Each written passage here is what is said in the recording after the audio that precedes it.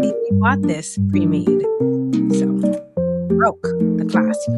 This is like a really good tip. Now, if you made a necklace and you did it with soft touch, soft flex, or you bought it like this, and there's still a loop that you can go through, you want to reach for your thing, you don't have to. As long as there's a ring on one side and a clasp on the other, you're good to go.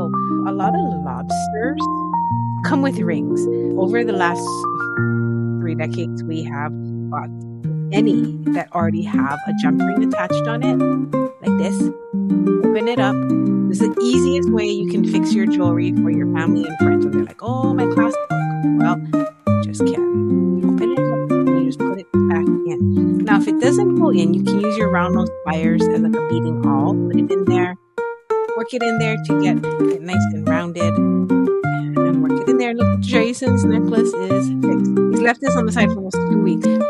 Irony is we can fix it in less than 30 seconds.